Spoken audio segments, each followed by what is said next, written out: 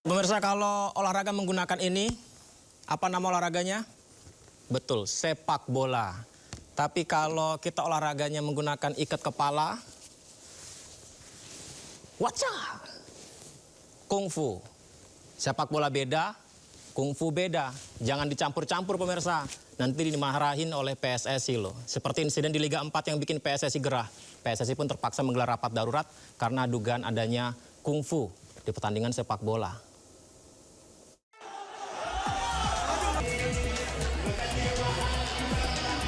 Dalam beberapa pekan ini kompetisi sepak bola Indonesia disorot. 24 Januari 2026, supporter Sriwijaya FC meluapkan kekesalannya. Usai Sriwijaya FC kalah telak 5-0 dari Sumsel United. 22 Januari 2026, kericuhan terjadi usai pertandingan Liga 4 Jawa Tengah antara Persik Kendal melawan Persikama Magelang di Stadion Kebon Dalam, Kabupaten Kendal. Usai wasit meniup peluit panjang tanda berakhirnya pertandingan, sejumlah supporter turun ke area lapangan. Hal ini dipicu oleh ketidakpuasan supporter Persik Kendal terhadap sejumlah keputusan wasit yang dinilai merugikan tim tuan rumah. Aksi kekerasan juga terjadi di pertandingan sepak bola Liga 4 Jawa Tengah antara PSIR Rembang melawan Persikaba Blora di Stadion Krida Rembang. Kiper PSIR Rembang Raihan Alfarik melakukan tendangan kungfu brutal ke arah dada pemain Persikaba Blora, Rizal, dalam sebuah duel krusial di area kotak penalti. 7 Januari 2026, aksi kekerasan lainnya terjadi di laga Liga 4 Piala Gubernur DIY antara Universitas Ahmad Dahlan atau UADFC kontra KAVI Jogja FC. Salah satu pemain klub KAVI melancarkan tendangan kungfu ke arah salah satu pemain UAD. PSSI bergerak cepat merespon sejumlah insiden serius yang mencoreng jalannya kompetisi di Indonesia. Federasi menggelar rapat darurat atau emergency online meeting bersama PSSI Provinsi Jawa Tengah dan Jawa Timur. Rapat membahas berbagai peristiwa luar biasa yang terjadi sepanjang pelaksanaan putaran Provinsi Liga 4. Sejumlah insiden bahkan viral di media sosial dan telah mendunia. Rapat dihadiri jajaran elit PSSI dan Asprof Jawa Tengah, Jawa Timur. Jadi jangan dicampur-campur ya pemirsa. Kalau kungfu ya kungfu. Kalau sepak bola ya harus sportif. Itu harus diutamakan. Kita akan informasi berikutnya. Materi tactical floor game Armuzna diberikan kepada calon petugas haji PPIH Arab Saudi 2026.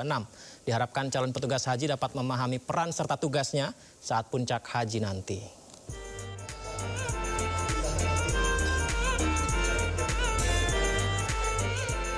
Tactical floor game merupakan metode simulasi taktis menggunakan peta besar untuk membantu memvisualisasikan operasi.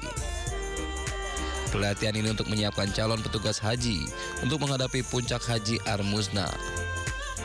Dalam TFG ini disimulasikan mulai dari mekanisme pergerakan petugas, penolongan jemaah, serta hal-hal penting yang perlu diperhatikan oleh petugas di wilayah Arafah, Musdalifah, dan Mina. Gambaran bagi para petugas haji, baik itu di dalam maket, mungkin nanti di dalam pelaksanaan gladi poskonya.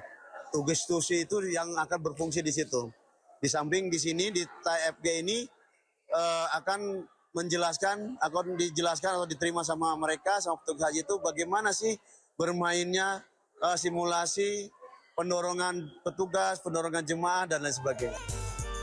Dengan memahami materi-materi tactical floor game, diharapkan para petugas haji dapat melakukan tugasnya dengan baik, aman, dan lancar. Dari Jakarta, Eti Juwitasari, iNews melaporkan. Sebelumnya Deputi Gubernur Bank Indonesia Riki Perdana Ghazali mengungkapkan Bank Indonesia saat ini telah menyiapkan uang rupiah dalam stok jumlah yang memadai untuk mendukung aktivitas ekonomi yang akan terjadi pada periode Ramadan dan Idul Fitri. Riki mengatakan untuk mendukung hal itu, Bank Indonesia juga menggelar program khusus penukaran menyambut Hari Raya Idul Fitri. BI memperkirakan penukaran uang tahun ini akan meningkat dibandingkan tahun-tahun sebelumnya. BI juga akan memperluas jangkauan penukaran, terutama di daerah-daerah 3T. Hal itu dilakukan agar masyarakat dapat menjalankan ibadah dan merayakan Hari Raya dengan lancar.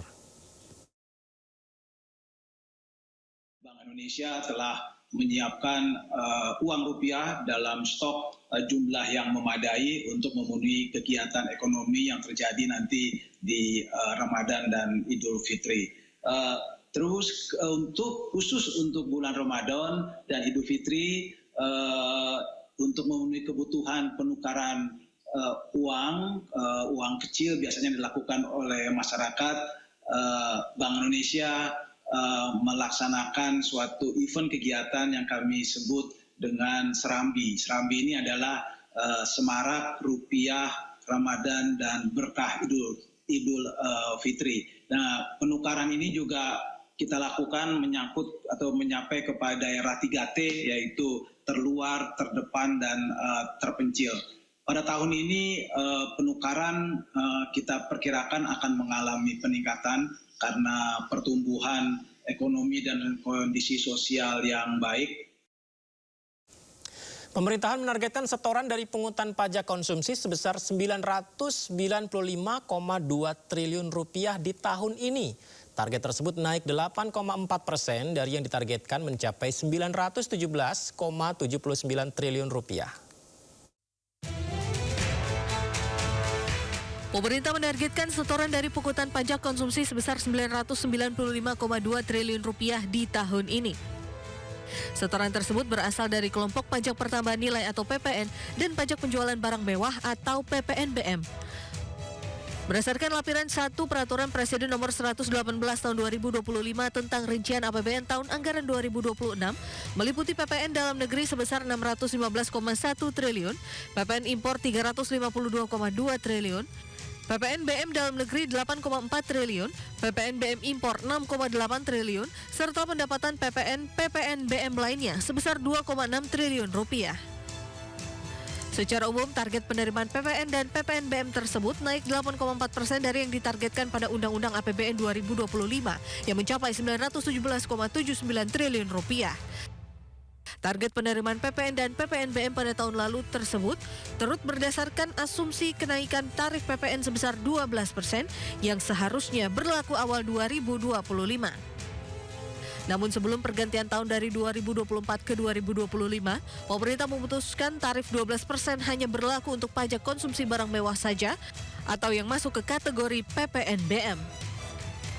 Berdasarkan realisasinya tahun lalu, pemerintah hanya mampu mengumpulkan setoran PPN dan PPNBM sebesar 790,2 triliun rupiah atau 86% dari target yang ditetapkan. Selama tahun lalu juga pemerintah mengakui terdapat restitusi yang tinggi. Pemirsa, Dirjen Pajak mencatat jumlah wajib pajak yang telah melakukan aktivasi akun Kortex terus bertambah mencapai 12,5 juta wajib pajak per 26 Januari 2026. Dari jumlah itu, aktivasi didominasi oleh wajib pajak orang pribadi sebanyak 11,5 juta wajib pajak. Direktorat Jenderal Pajak Kementerian Keuangan mencatat jumlah wajib pajak yang telah melakukan aktivasi akun Kortex terus bertambah mencapai 12.529.341 wajib pajak per 26 Januari 2026. Dari jumlah tersebut, aktivasi didominasi oleh wajib pajak orang pribadi sebanyak 11.588.025 wajib pajak, disusul wajib pajak badan sebanyak 851.949, serta 89.144 instansi pemerintah dan 223 wajib pajak perdagangan melalui sistem elektronik atau PMSE yang telah mengaktifkan akun Kortex DJP. Direktorat Jenderal Pajak terus mendorong wajib pajak yang belum mengaktifkan akun Kortex-nya untuk segera melakukan aktivasi. Pasalnya, aktivasi akun Kortex DJP menjadi langkah penting dalam mendukung pelayanan perpajakan berbasis digital yang terintegrasi. Seiring dengan peningkatan aktivasi akun Kortex DJP, Ditjen Pajak juga mencatat perkembangan pelaporan surat pemberitahuan atau SPT tahunan pajak penghasilan tahun pajak 2025. Hingga periode yang sama, jumlah SPT tahunan PPh yang telah dilaporkan mencapai 631.659 SPT. yang didominasi oleh wajib pajak orang pribadi karyawan sebanyak 532.668 SPT, diikuti orang pribadi non-karyawan sebanyak 70.088 SPT. Sementara itu pelaporan dari wajib pajak badan tercatat 28.737 SPT dengan pembukuan rupiah dan 47 SPT dengan pembukuan dolar Amerika Serikat.